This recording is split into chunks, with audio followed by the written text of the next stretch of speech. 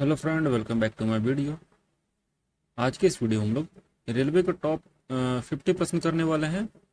ठीक है जी, जो कि जीके के संभावित एमसीक्यूज टाइप के होंगे। ठीक है, मल्टीपल चॉइस क्वेश्चन नहीं होंगे इसमें आज हम लोग पढ़ने वाले हैं वन लाइनर। ठीक है, किस टाइप का वन लाइनर पढ़ने वाले हैं।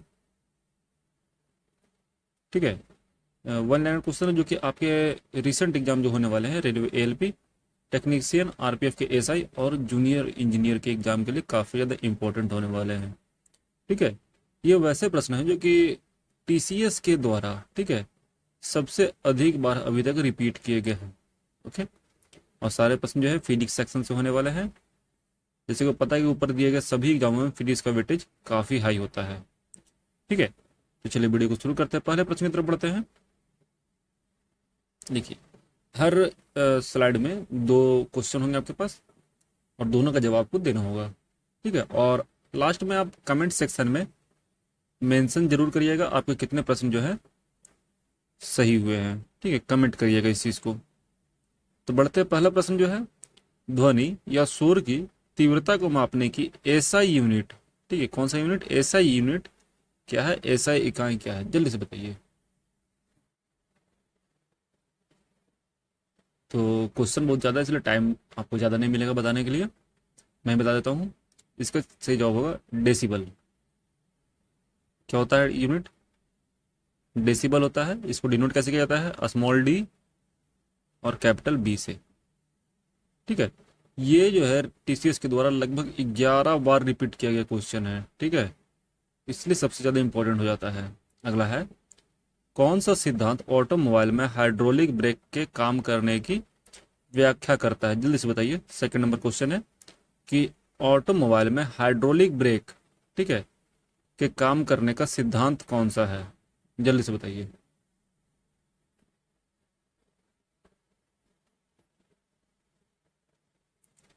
इसका सही जवाब होगा पास्कल का नियम या पास्कल का सिद्धांत, जो बोलिए।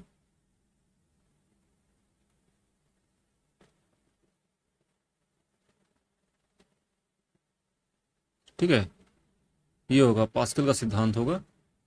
ये टीसीएस के द्वारा 7 बार रिपीट किया गया क्वेश्चन है अभी तक के एग्जामों में। आगे बढ़ते हैं अगला सवाल की तरफ। अगला सवाल फिर से दो है। तो देखिए, क्वेश्चन है, सूर्य में ऊर्जा के उत्पादन की प्रक्रिया का नाम बताइए। ऊर्जा उत्पादन की प्रक्रिया को, सूर्य में जो ऊर्जा उत्पन्न होती है उस प्रक्रिया को कहा जाता है, क्या कहा जाता है? सवाल नंबर 3 है। ये भी टीसीएस के द्वारा लगभग 7 बार रिपीट किया गया क्वेश्चन है। तो जल्दी से जवाब दीजिए। परमाणु विखंडन या परमाणु संलयन?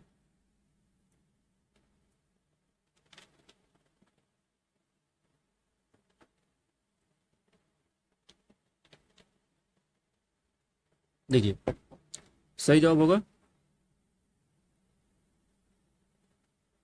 एक मिनट इरेज कर दे रहा हूँ। हाँ, सही है। इसका सही जवाब होगा परमाणु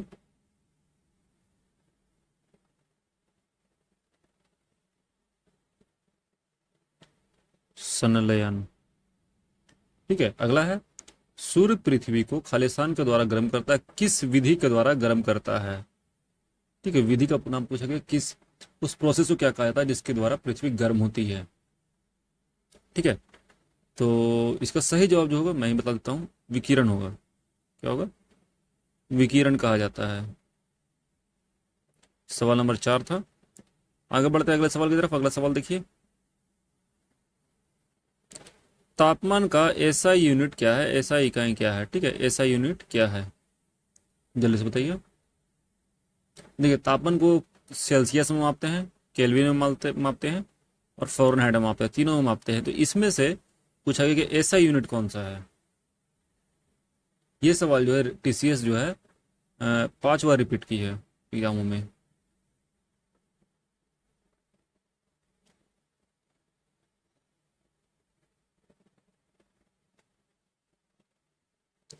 तो तापमान का एसआई यूनिट होता है केल्विन। ठीक है, जिसको किससे डिनोट करते हैं? के से। अगला है, हवा के बल वेग और गति को मापने के लिए इस्तेमाल किए जाने वाले उपकरण का नाम बताइए। ठीक है, हवा का किसको किसको नाप सकते हैं? बल, वेग और गति। ठीक है, तो इनको मापने के लिए यूनिट कौन सा यूज करते हैं हम लोग? जल्दी से बताइए, सवाल नंबर 6 है। बल, वेग और गति को मापने के लिए हवा का उपकरण का नाम क्या है? जल्दी से बताइए। सही जवाब होगा एनीमोमीटर। क्या होगा? एनीमोमीटर। ठीक है, एनीमोमीटर के द्वारा हवा का बल, वेग और गति को मापा जाता है।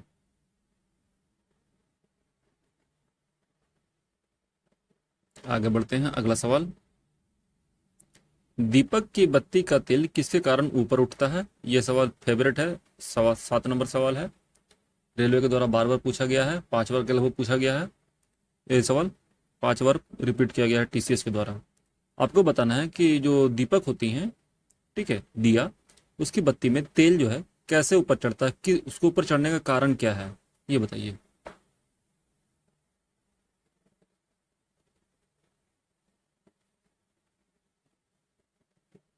सही जवाब होगा कैपिलरी एक्शन।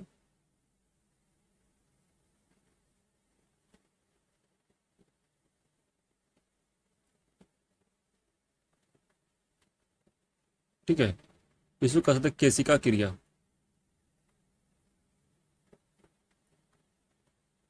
ओके, अगला है, पृथ्वी की सतह के ऊपर ओजोन परत खाली स्थान के विरुद्ध एक ढाल प्रदान करती है।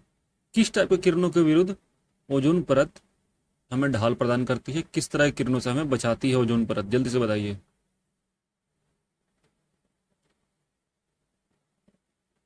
ओजोन का फॉर्मूला होता है O3, याद रखना है आपको। जल्दी से बताइए।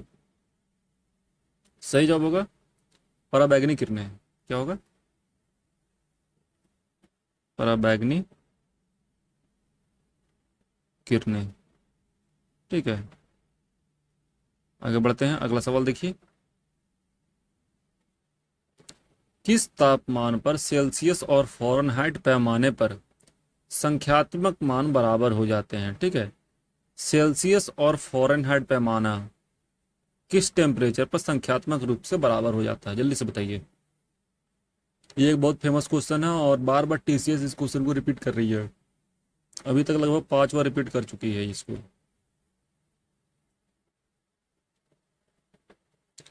इसका सही जवाब होगा -40 डिग्री। -40 डिग्री पर जो सेल्सियस होता है और फ़ारेनहाइट होता है, दोनों बराबर हो जाते हैं। आगे बढ़ते हैं, पीछे के यातायात को देखने के लिए मोटर गाड़ी में खालिस्तान दर्पण का उपयोग किया जाता है। किस टाइप के दर्पण का उपयोग किया जाता है पीछे देखने के लिए, पीछे के यातायात को देखने के लिए? साइड मिरर के तौर पर, किस तौर पर? साइड मिरर के तौर पर किस मिरर का उपयोग किया जाता है? किस टाइप के मिरर का उपयोग किया जाता है? इसका सही जवाब होगा उत्तल दर्पण। आगे बढ़ते हैं, अगला सवाल। अगला है कि मायोपिया या निकट दृष्टि दोष या अल्प दृष्टि दोष से पीड़ित व्यक्ति की दृष्टि को ठीक करने के लिए किस प्रकार के लेंस का उपयोग किया जाता है? देखिए, मायोपिया या निकट दृष्टि दोष, इससे जो भी ग्रसित होते हैं, जो भी पीड़ित होते हैं, उनके लिए किस टाइप का लेंस का उपयोग हम लोग करेंगे, ये बताना है आपको।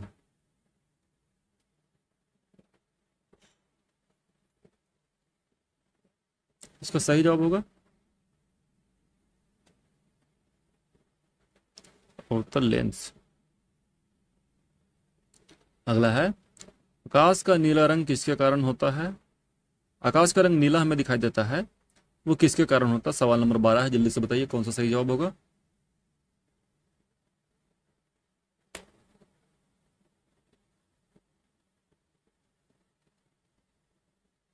प्रकाश के प्रकीर्णन के कारण कहा जाए तो, ठीक है, प्रकाश के प्रकीर्णन के चलते आकाश का रंग क्या होता है? नीला रंग का होता है। आगे बढ़ते हैं, अगला सवाल।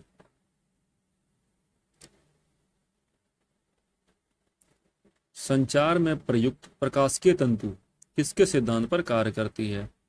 प्रकाश के तंतु को क्या कहा जाता है? इसे कहा जाता है ऑप्टिकल फाइबर।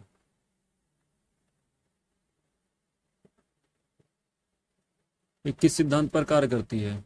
जल्दी से बताना है आपको।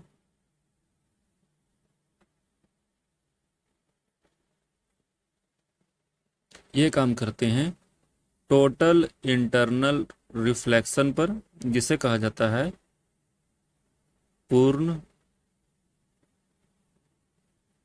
आंतरिक परावर्तन। ठीक है, अगला है डायनमो का उपयोग खालिस्तान परिवर्तित करने के लिए किया जाता है। डायनमो के उपयोग से हम किसको किस में बदलते हैं? ठीक है, डायनमो के उपयोग से हम लोग किस ऊर्जा को किस ऊर्जा में बदलते हैं? जल्दी से बताइए। सही जवाब होगा यांत्रिक ऊर्जा को किसको बदलते हैं? यांत्रिक ऊर्जा को बदला जाता है विद्युत ऊर्जा में।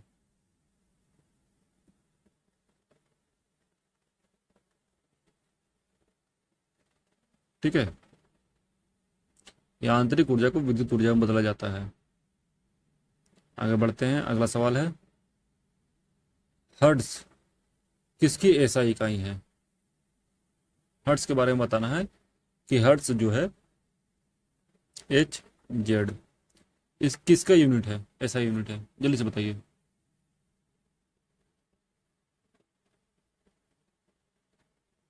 तो याद रखना है आपको, हर्ट्ज किसकी होती है? ये आवृत्ति की ऐसा इकाई है। ठीक है, अगला है विद्युत प्रतिरोध के लिए ऐसा इकाई क्या है? विद्युत प्रतिरोध के ऐसा इकाई की बात हो रही है, तो याद रखिएगा इसका सही जवाब जो होगा वो होगा ओम। ठीक है, डिनोट ऐसे करते हैं ओम को।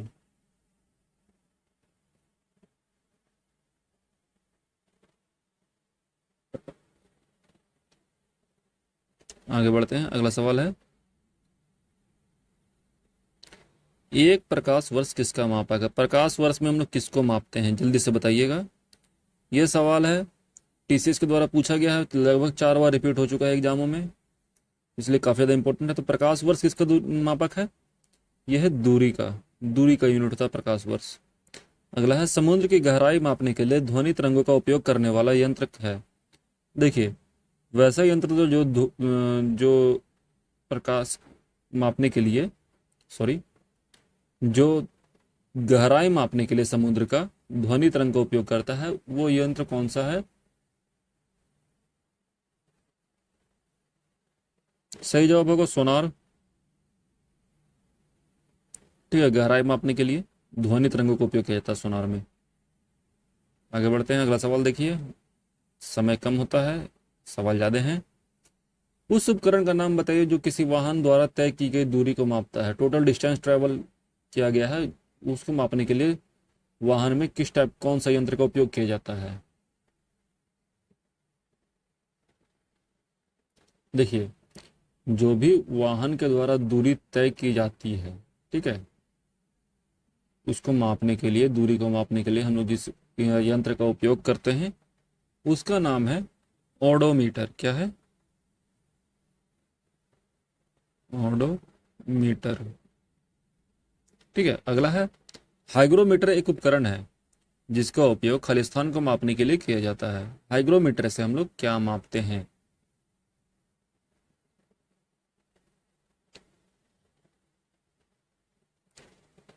हाइग्रोमीटर से मापा जाता है सापेक्षिक आर्द्रता। क्या मापते हैं? सापेक्षिक आर्द्रता। ठीक है,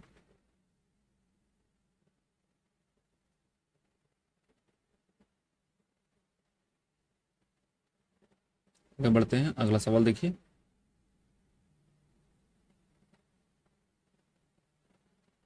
खालिस्तान एक सदिश राशि है, कौन सी राशि सदिश राशि है? नहीं है, सॉरी, नहीं बोला गया है, कौन सी राशि सदिश राशि नहीं है। सदिश राशि किसको बोलते हैं? जिसमें दिशा होती है। सदिश राशि नहीं तो वैसी राशि जिसमें दिशा नहीं हो। तो याद रखिएगा, कुछ कुछ है, जैसे कि बात कीजिए तो पहला है विद्युत धारा। ठीक है, इलेक्ट्रिक करंट। इसके बाद बात की जाती है तो है गति, स्पीड। और शक्ति पावर। ठीक है, एक इसमें से बोलता है। अगला है, एक सीधी रेखा का अनुदिश खाली स्थान गति के दौरान वेग समय के साथ स्थिर रहता है। वेग और समय, वेग जो है समय के साथ स्थिर है, तो वो गति जो है किस टाइप की गति होगी, जल्दी से बताइए। ये गति होगा एक समान गति। जब गति एक समान होगा तो वेग जो है वो समय के साथ स्थिर रहेगा।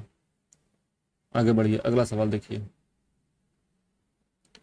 20 केजी द्रव्यमान के पिंड में उत्पन्न त्वरण का पता लगाए जब उसे 20 न्यूटन का फोर्स लगाया जाता है। देखिए फॉर्मूला याद रखिएगा, फोर्स बराबर क्या होता है, मास इंटू एक्सेलरेशन। तो एक्सेलरेशन बराबर क्या होगा, फोर्स अपॉन मास। तो फोर्स कितना है, 20 है, मास कितना है, 10 है, तो एक्सेलरेशन कितना होगा, 2 मीटर पर सेकंड स्क्वायर। कितना होगा एक्सेलरेशन, बराबर होगा 2 मीटर पर सेकंड स्क्वायर। अगला है, यदि 5 मीटर क्षेत्र में 750 न्यूटन का जोर लगाया जाता है तो दबाव की गणना करें। ठीक है, देखिए क्या बोला जा रहा है, जो क्षेत्र है वो कितना है, 5 मीटर पर स्क्वायर, 5 मीटर स्क्वायर, और फोर्स कितना है, 750 न्यूटन। तो फोर्स बराबर क्या होता है, प्रेशर बराबर होता है फोर्स अपॉन एरिया। ठीक है, दबाव प्रेशर, प्रेशर को क्या कहा जाता है, दबाव भी कहा जाता है, दाब कहा जाता है। तो फोर्स कितना है, 750 का, और एरिया कितना है, 5 मीटर पर स्क्वायर, यानी कि 150 पास्कल का फोर्स लगेगा, 150 पास्कल का फोर्स लगेगा, 150 पास्कल। आगे बढ़ते हैं, अगला सवाल है, कृत्रिम उपग्रह संचार के लिए किस विद्युत चुम्बकीय विकिरण का उपयोग किया जाता है। देखिए कृत्रिम उपग्रह के संचार के लिए, कृत्रिम उपग्रह में संचार के लिए, सॉरी, कृत्रिम उपग्रह में संचार के लिए किस विद्युत चुम्बकीय विकिरण का उपयोग किया जाता है। तो याद रखिए, जो कृत्रिम उपग्रह होते हैं इनमें संचार के लिए माइक्रोवेव का उपयोग किया जाता है। किसका उपयोग किया जाता है, माइक्रोवेव का। अगला है, एक औसत वयस्क मनुष्य के लिए ध्वनि की श्रव्य सीमा खाली स्थान है। औसत वयस्क मनुष्य के लिए जो ध्वनि की श्रव्य सीमा कितनी होती है, श्रव्य सीमा यानी कि जो हम लोग की सुनने की क्षमता है वो कितनी होती है, कम से कम और अधिक से अधिक। तो हम लोग जो है सुन पाते हैं 20 हर्ट्ज से। ठीक है, कितने तक, 20,000 हर्ट्ज तक। ये हमारे सुनने की श्रव्य सीमा है, सुनने की क्षमता है। आगे बढ़ते हैं, अगला सवाल है, ध्वनि की गति खाली स्थान में परिवर्तन से अप्रभावित रहती है। किस में परिवर्तन करेंगे तो ध्वनि की गति में कोई असर नहीं होगा। इसका जवाब जल्दी से दीजिए, 27 नंबर सवाल है। देखिए जो ध्वनि की गति होती है वो किस में चेंज करने में, किस में कोई भी चेंजिंग करने से अपरिवर्तित रहती है, अप्रभावित रहती है, तो होगा दबाव। अगर हवा के दबाव को बढ़ा दे घटा दे तो उससे ध्वनि की गति में कोई अंतर नहीं आता है। अगला है, किस धातु में अधिकतम तापीय और विद्युत चालकता होती है। इलेक्ट्रिसिटी और हीट दोनों का अच्छा कंडक्टर कौन सा धातु होता है, जल्दी से बताइएगा।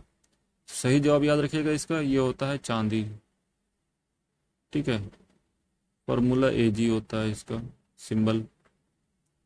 आगे बढ़ते हैं, अगला सवाल है, स्विमिंग पूल के वास्तविक गहराई से कम गहरे दिखाई देने का क्या कारण है। देखिए स्विमिंग पूल जितना दिखता है, ठीक है, उससे ज़्यादा गहरा होता है। ठीक है, इसके पीछे का कारण क्या है, तो याद रखिएगा इसके पीछे का कारण होता है अपवर्तन। अगला है, तारों का टिमटिमाना मुख्य रूप से किस परिघटना के कारण होता है। देखिए तारे जो हैं टिमटिमाते हैं, दूर से देखने पर ऐसा लगता है कि तारे टिमटिमा रहे हैं। ये किस परिघटना के कारण हुआ ऐसा, जल्दी से बताइए। देखिए तारे जो टिमटिमाते हैं ये होता है प्रकाश के अपवर्तन के कारण, प्रकाश नहीं, सॉरी, वायुमंडलीय अपवर्तन के कारण।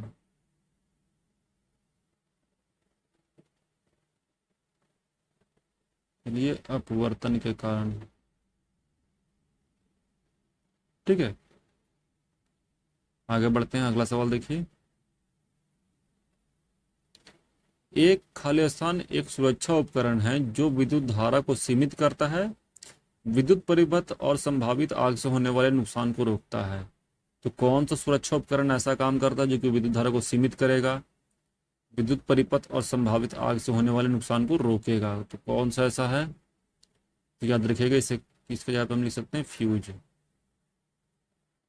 ठीक है, फ्यूज जो होता है वो संभावित आग को रोकता है, विद्युत परिपथ में शॉर्ट सर्किट को रोकता है। ओके, आगे बढ़ते हैं, अगला सवाल है, प्रतिवर्ती धारा यानी कि एसी को दिष्ट धारा यानी कि डीसी में बदलने के लिए उपयुक्त उपकरण का नाम बताइए। एसी को डीसी में कौन कन्वर्ट करता है? तो सही जवाब होगा दिष्टकारी।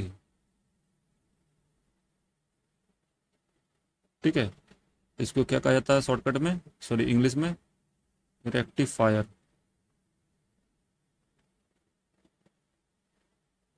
आगे बढ़ते हैं, अगला सवाल देखिए। लेंस क्षमता का एसआई मात्रक क्या है? लेंस की क्षमता को किस में मापते हैं एसआई यूनिट में? इसको मापा जाता है डायोप्टर में, इंग्लिश में कहा जाता है डायोप्टर, ऐसे होता है। इसका फॉर्मूला 1/f होता है, याद रखिएगा। अगला, पार्सेक किसकी इकाई माप है? पार्सेक में हम लोग क्या मापते हैं? ये सवाल टीसीएस को द्वारा 3 बार रिपीट किया गया है, तो पता होना चाहिए। पार्सेक में दूरी को मापा जाता है, किस टाइप की दूरी? खगोलीय दूरी को। ठीक है, आगे बढ़िए, अगला सवाल देखिए।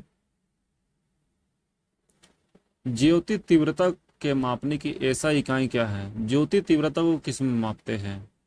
इस क्वेश्चन का सवाल टीसीएस ने 3 बार रिपीट किया है, जल्दी से जवाब दीजिए इसका।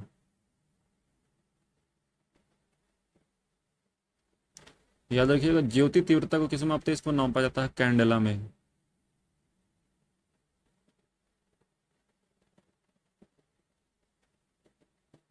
किस में मापते हैं? कैंडेला में मापते हैं। अगला है, संवेग की वही इकाई होती है जो कि खाली स्थान की होती है। संवेग और किसका इकाई सेम होता है? जल्दी से बताइए। ठीक है, संवेग और किसका इकाई जो होता है वो सेम होता है, ये होगा तो जवाब होगा आवेग का। ठीक है, इंग्लिश में इम्पल्स। आगे बढ़िए, अगला सवाल है, त्वरण की इकाई खाली स्थान है, त्वरण को की ऐसा यूनिट क्या है? जल्दी से बताइए। तो त्वरण का ऐसा यूनिट की बात की जाए तो ये होता है मीटर प्रति सेकंड स्क्वायर। ठीक है, मीटर पर सेकंड स्क्वायर। अगला, सापेक्षता का सिद्धांत किसने विकसित किया? जल्दी से बताइए। सापेक्षता का सिद्धांत सेम है, ये फेमस क्वेश्चन है। सापेक्षता का सिद्धांत कौन सा है, किसने बनाया था? तो ये बताया था गया था अल्बर्ट आइंस्टीन के द्वारा।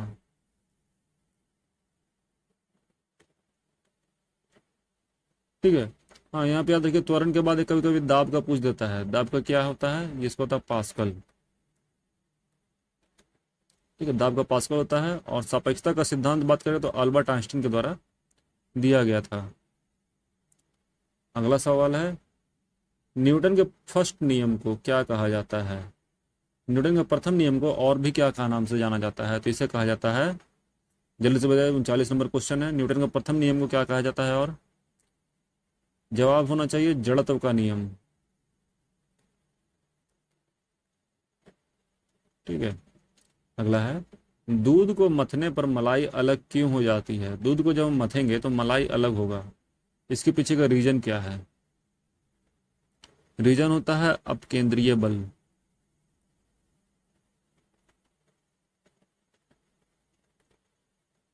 ठीक है, आगे बढ़ते हैं, अगला सवाल है, किलोवाट घंटा किसकी इकाई का प्रतिनिधित्व करता है? किलोवाट घंटा जो है, किलोवाट घंटे में किसके मापा जाता है? 41 नंबर सवाल है। तो किलोवाट घंटे में मापते हैं हम लोग ऊर्जा को। ठीक है, अगला है, 60 केजी द्रव्यमान के पिंड द्वारा स्थितिज ऊर्जा ज्ञात करिए यदि इसे 12 मीटर ऊंचा उठा दिया जाए। बहुत सिंपल है, फॉर्मूला होता है mgh, रख दीजिए। m है 60, g होता है 10 और ये होगा 12, 12 छक 72, 7200। आगे बढ़िए, अगला सवाल। एक हॉर्स पावर में कितने वाट होते हैं, एक हॉर्स पावर में कितने वाट होते हैं, ये पूछा गया है। तो एक हॉर्स पावर का याद रखिएगा, ये सवाल एग्जाम पूछा जा सकता है, 741 वाट होता है। ठीक है फ्रेंड, अगर सेशन अच्छा लग रहा हो तो प्लीज़ सेशन को लाइक करते हुए चलना है, सब्सक्राइब करते हुए चलना है और अपने दोस्तों के साथ शेयर भी करना है। अगला है, पानी की सतह पर क्षैतिज रूप से रखी गई ठोस सुई किसके कारण तैरती है। देखिए, क्षैतिज का मतलब होता है सुता के रखा हुआ, सुला के रखा हुआ। जब सुलाया हुआ सुई रखेंगे हम लोग पानी के ऊपर तो ये तैरेगा। इसके पीछे का कारण क्या है? इसके पीछे का कारण होता है पृष्ठीय तनाव। ठीक है, क्या होता है पृष्ठीय तनाव? Surface tension. आगे बढ़ते हैं, अगला सवाल देखिए। तेल की एक बूंद पानी पर फैल जाती है, क्यों?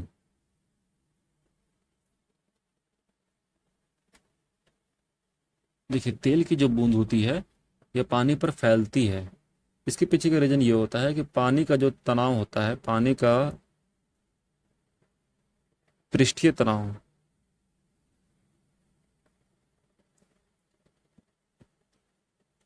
अधिक होता है।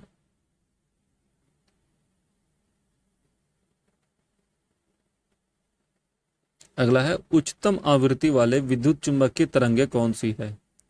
उच्चतम आवृत्ति की विद्युत तरंगे की बात हो रही है, तो जल्दी से बताइए कौन सा सही जवाब होगा। सही जवाब होगा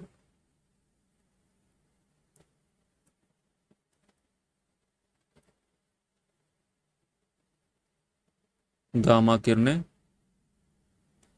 आगे बढ़ते हैं, अगला सवाल देखिए।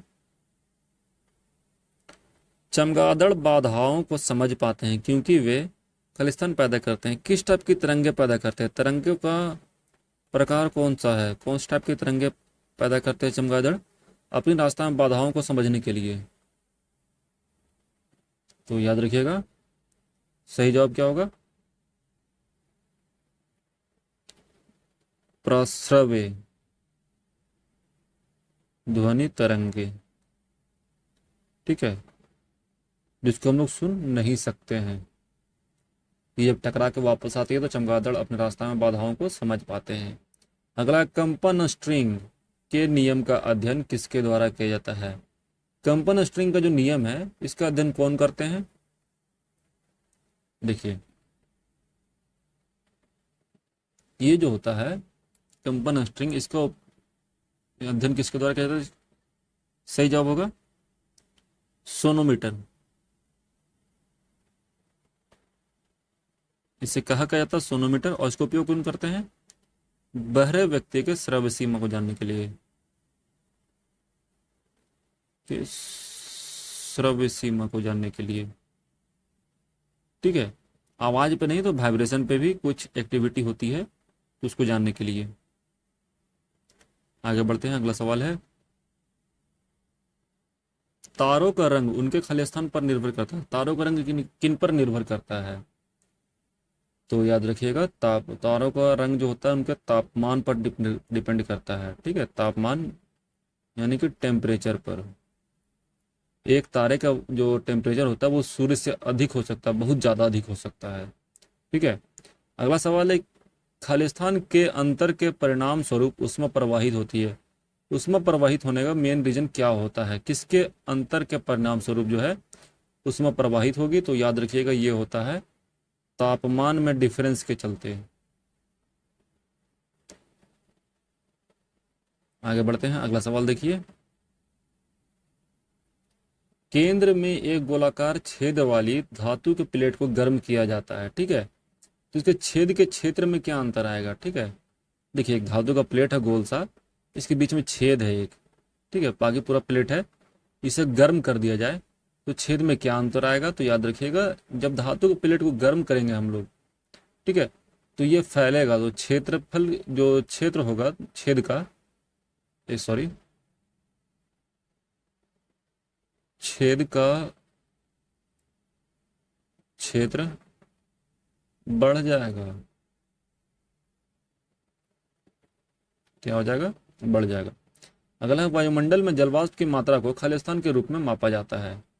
ठीक है, जलवाष्प की मात्रा को कैसे मापते हैं हम लोग? याद रखिएगा, जलवाष्प की मात्रा को मापने के लिए हम लोग किसका उपयोग करते हैं?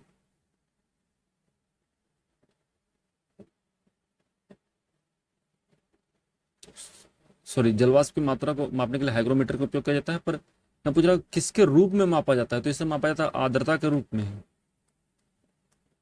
ठीक है, आर्द्रता, इसे और क्या कहा जाता है? ह्यूमिडिटी।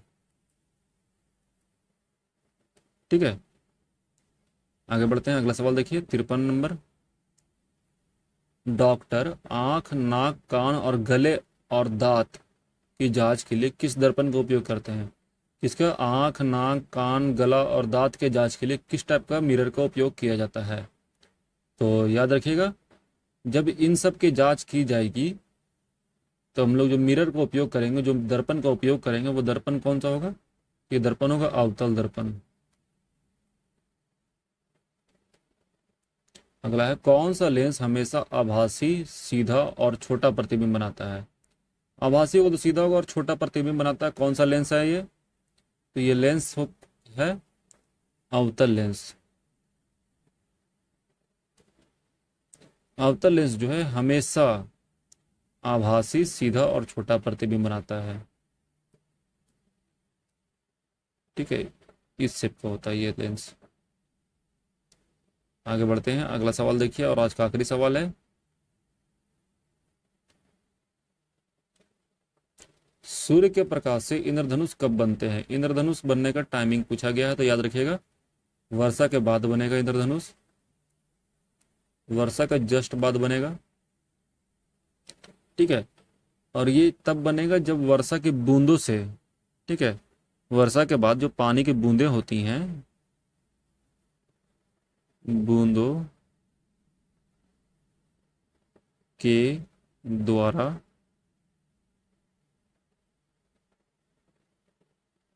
प्रकाश का पूर्ण आंतरिक परावर्तन होगा, तब बनेगा, ठीक है, इंद्रधनुष, जिसे हम लोग कहते हैं रेनबो। ओके, तो आज के वीडियो में इतना ही था फ्रेंड। अगर वीडियो अच्छा लगा तो हम लोग लगभग 55 प्रश्न किए हैं, जो कि टीसीएस के द्वारा अभी तक सबसे अधिक रिपीट किए गए हैं। ठीक है, हम लोग वही क्वेश्चन करें जो टीसीएस में रिपीट होते हैं, बार बार रिजल्ट ओरिएंटेड क्वेश्चन होंगे। ठीक है, और उम्मीद है वीडियो आपको अच्छा लगा होगा, और वीडियो अच्छा लगा तो प्लीज़ वीडियो को लाइक करिए, चैनल को सब्सक्राइब करिए, और आपके जितने भी सवाल सही हुए हैं उन्हें कमेंट सेक्शन में जरूर मेंशन करिए, ताकि आपको भी आइडिया मिले और हमें भी आइडिया मिल सके आपकी तैयारी किस लेवल पे चल रही है। ठीक है, मिलते हैं नेक्स्ट वीडियो में, तक के लिए जय हिंद, अपना ख्याल रखिएगा, and finally thanks for watching.